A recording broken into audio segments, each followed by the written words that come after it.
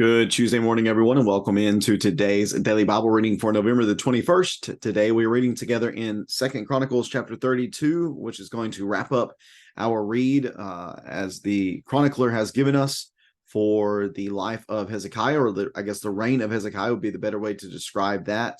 The reign here spans from chapter 30 or 29, I believe that is.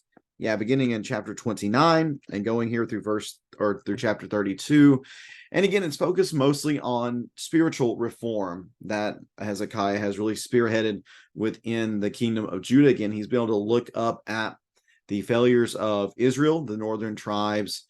He's seen that their continued lack of faithfulness had led to their demise, led to Assyria coming in and taking them away into captivity. And so he has really dedicated himself to trying to get Judah back on track spiritually. Well, that does not exactly mean that there will not be any issues. For what we're going to see here in chapter 32 is that, well, Assyria still comes. Sennacherib still sends his army to try to fight against Judah, to try to seize Judah, and to try to capture Judah and to take them back to their land. So what is Hezekiah going to do whenever this happens? We'll see his strategy in the first few verses. We'll see his response to the continued barking of Sennacherib and his little minions, and then we'll wrap up the rest of Hezekiah's life. A lot of good stuff here within this chapter, although we do have a little blip in the course of Hezekiah's life towards the end of the chapter. Yet we're going to see kind of what is the deal with that mistake that is mentioned here involving pride. We'll notice that as we read throughout the text. So let me get the text of 2nd Chronicles up on the screen, chapter 32, verse number 1. After Hezekiah's faithful deeds, King Sennacherib of Assyria came and entered Judah. He laid siege to the fortified cities and intended to break into them. Hezekiah saw that Sennacherib had come and that he had planned war on Jerusalem. So he consulted with his officials and his warriors about stopping up the water of the springs that were outside the city, and they helped him.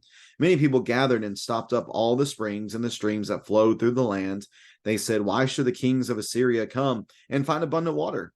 Then Hezekiah strengthened his position by rebuilding the entire broken down wall and heightening the towers and the other outside wall. He repaired the supporting terraces of the city of David and made an abundance of weapons and shields.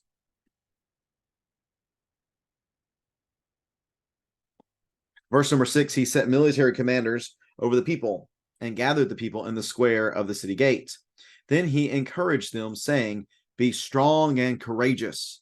Don't be afraid or discouraged before the king of Assyria or before the large army that is with him, for there are more with us than with him.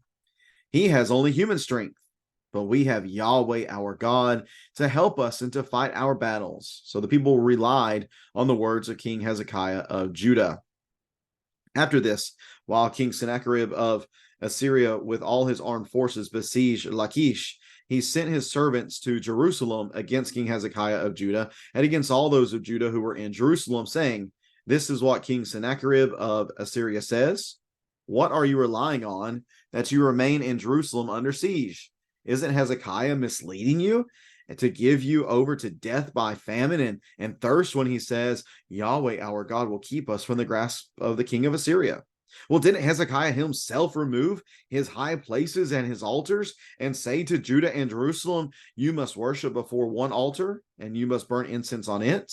Don't you know what I and my predecessors have done to all the peoples of the lands? Have any of the national gods of the lands been able to rescue their land from my power? Who among all the gods of these nations that my predecessors completely destroyed was able to rescue his people from my power? That your God should be able to deliver you from my power. So now, don't let Hezekiah deceive you, and don't let him mislead you like this. Don't believe him, for no God of any nation or kingdom has been able to rescue his people from my power or the power of my predecessors. How much less will your God rescue you from my power?" His servant said more against Yahweh God and against his servant Hezekiah. He also wrote letters to mock Yahweh, the God of Israel, saying against him, this is like, or just like the national gods of the lands that did not rescue their people from my power, so Hezekiah's God will not rescue his people from my power. Then they all called out loudly in Hebrew to the people of Jerusalem who were on the wall to frighten and discourage them in order that they might capture the city. They spoke against the God of Jerusalem like they had spoken against the gods of the peoples of the earth, which were made by human hands. King Hezekiah and the prophet Isaiah, son of Amoz, prayed about this and cried out to heaven. And Yahweh sent an angel who annihilated every valiant warrior, leader, and commander in the camp of the king of Assyria. So the king of Assyria returned returned in disgrace to his land. He went to the temple of his God, and there some of his own children struck him down with a sword. So Yahweh saved Hezekiah and the inhabitants of Jerusalem from the power of King Sennacherib of Assyria and from the power of all others. He also gave them rest on every side. Many were bringing an offering to Yahweh to Jerusalem and valuable gifts to Hezekiah, king of Judah, and he was exalted in the eyes of all the nations after that. In those days, Hezekiah became sick to the point of death. So he prayed to Yahweh, who spoke to him and gave him a miraculous sign.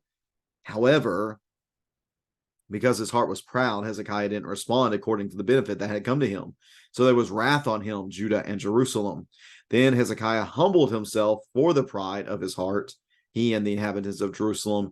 So Yahweh's wrath didn't come on them during Hezekiah's lifetime. Hezekiah had abundant riches and glory, and he made himself treasuries for silver, gold, and precious stones, spices, shields, and every desirable item. He made warehouses for the harvest of grain, new wine, fresh oil, and stalls for all kinds of cattle and pens for flocks. He made cities for himself, and he acquired vast numbers of flocks and herds, for God gave him abundant possessions.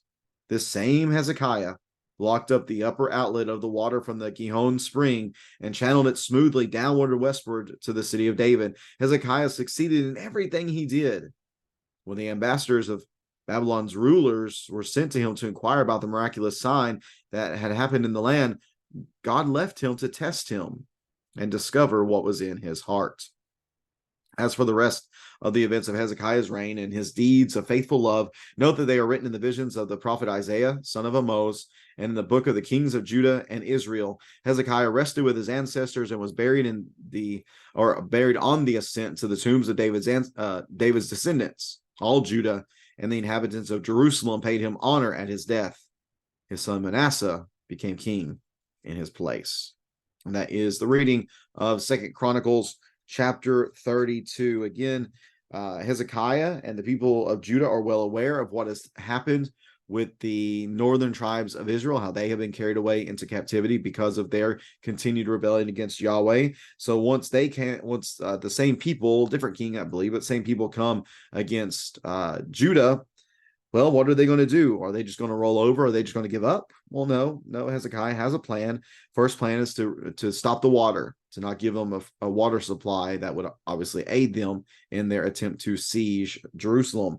Number two, he's going to build up the fortifications, build up the walls and the towers and such. He's going to make many weapons and shields to give to the people. Number three, he is going to remind the people of the reality that they are fighting with a greater arsenal than Assyria is. He says they're coming at you with human strength alone, but we are able to stand against them by the strength of Yahweh. We have Yahweh, our God, to fight or to help us and to fight our battles. And the people relied on the words of King Hezekiah of Judah. So they believed him that they would be able to withstand based upon the help of Yahweh. Well, of course, Sennacherib is aware of these things, and he tells the people, tells Hezekiah and the people, y'all are acting like that you can stand against me, but how is your God any different than the gods that we've already defeated? He said, didn't you guys destroy the altars and the high places to your God? Do you really think he's going to save you whenever you destroy his places of worship? Now, of course, Sennacherib is just so ignorant about the reality of religious worship in Judah and in the land of Israel concerning Jews and Judaism. He's thinking that all those high places and altars and stuff belong to Yahweh, but they didn't. They belonged to the pagan gods. Hezekiah was actually honoring Yahweh and serving him and being very pleasing to him whenever he tore down all these altars. Again, Sennacherib's just, he is ignorant. He is dumb to the reality of religious worship here in Judah. But he continues on anyways. Again, he thinks he's speaking from a place of intelligence, but he's just speaking from a place of ignorance and stupidity when he says, my descendants, or excuse my fathers and I, and we've not had any issues going against anybody else. All those other nations had powers or had gods they believed would give them power as well. But you need to know that it didn't help them. And hey, people, you need to listen and know that your king, he's feeding you a bunch of lies. He's trying to fill you with confidence and to make you think that you can stand against us, but you can't. You cannot stand against us. We are going to come and we are going to run you over. We're going to do whatever we want to you. They speak against Yahweh. They speak against Hezekiah. They mock Yahweh. They say, just like the national gods of the lands that did not rescue the people from my power, so Hezekiah's God will not rescue his people from my power. And again, they're doing all this. They're speaking all this in Hebrew as well, so that they can frighten the people of Jerusalem. Because the people of Jerusalem, they see this army coming. They look to Hezekiah for guidance. He strengthens them with these words and with these preparations as well. But then Sennacherib comes and says, everything that you're doing, it's no good. It's useless. It didn't help any of the nations before you. Even your northern neighbor didn't help them at all either. So they're sitting here and they're wondering, well, what are we going to do? What are we going to do? Again, from Sennacherib's perspective, we're good. We haven't been defeated yet. No gods have been able to help their people. But what the chronicler reminds us of is the big flaw in their plan. That those gods don't have any power. As he says here, they're just gods and idols made by human hands. But that's not who Yahweh is. And Hezekiah knows that. And Isaiah knows that. That's why they pray and cry out to heaven. And what does Yahweh do? Yahweh sends an angel and destroys, I believe the number is 185,000 Assyrian soldiers. Sennacherib is sent back to Assyria with his tail tucked between his legs like a scolded dog, the scolded dog that he was. And his children actually end up killing him in the temple of his God. So Yahweh certainly does save Hezekiah and the inhabitants of Jerusalem from the power of Sennacherib. He gave them rest on every side. So many people bring offerings to Yahweh, bring offerings to Hezekiah, and Hezekiah is exalted among, I think, I could be wrong here, but it seems that this is Hezekiah being exalted in the eyes of the nations after that, God working through him to accomplish what he did. And then, of course, it shifts from there to talk about the other pretty well-known story within Hezekiah's life where he's told he's going to die soon, and he asks that not be the case, and he's given the miraculous event where the shadow moves in the opposite direction that should be moving. So he's blessed by that, but he doesn't continue on to recognize God, and the fact that his heart gets proud whenever the Babylonians come and they come to investigate what's going on. The text tells us here, gives us a little more background, that they came to inquire about the miraculous sign that they'd heard had taken place. It seems it's talking about the shadow moving the wrong direction. And the text tells us here too that whenever this happened, God left Hezekiah as a test, to allow him to show who he truly was. Because that's what a test does. A test reveals what's truly within the heart. Hezekiah showed here a moment of weakness in acting proudly, and Yahweh rebukes him through the prophet and says, well, everything that you showed them is going to be taken away at one time or another, or it's going to be taken away in the future. And yet Hezekiah here humbled himself with the pride that was in his heart. He recognizes this was dumb. I should not have done that. And for that, God continues to show him grace and mercy by not allowing for the punishment to come during his lifetime.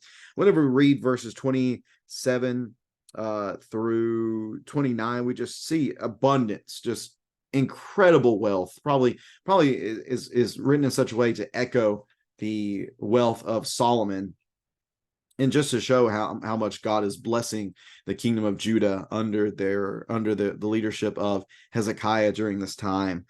Just a lot of things going on here. A lot more, so much more probably could be written or was written about Hezekiah that we simply don't have within inspired scripture. It'd be really cool to have all the stories that were here. But again, just think about the reign of Hezekiah, the 4 chapters that we covered. It's good. It's overall good. Perfect? No, but it is good. It was a time of prosperity for the land of Judah. And it all gets down to the fact that he was faithful to Yahweh. Because he was faithful to Yahweh, God gave him abundant possessions. He helped the people in tremendous ways, accomplished a lot of really great things. And the people recognized that. That's why all of Judah and the inhabitants of Jerusalem paid him honor at his death. Because he was faithful. Perfect? No. Faithful? Yes. And even never made mistakes, it seems, especially in this particular story about the pride. He recognized that and humbled himself before God in repentance. And again, God blessed him and extended grace to him in the fact that the punishment that was going to come was not going to come within his lifetime. Well, if you have any questions about this text here in 2 Chronicles chapter 32, please feel free to leave that in the comment section below, or any of the text concerning Hezekiah. Please feel free to leave that in the comment section below. I'd love to have a discussion with you about those things if you so desire. And I hope that you'll take some time to read along with me tomorrow as we read together about Manasseh, not so great king. Well, you know, he was up and down, we'll say. Well, up and down. So we'll read about him tomorrow here in 2 Kings chapter 33. And just a reminder, on Thursday, we'll have a catch-up day. Allow everybody to spend time with their families, obviously, and to not worry about reading along on that day unless you have some catching up to do. Then you can obviously do that on that day, and we'll be back at it again on Friday as well. Again, thanks for tuning in. Hope you have a great rest of your Tuesday. May God bless you in all that you do, and hope to see you again tomorrow as we read together in 2 Chronicles chapter 33. Take care, and God bless.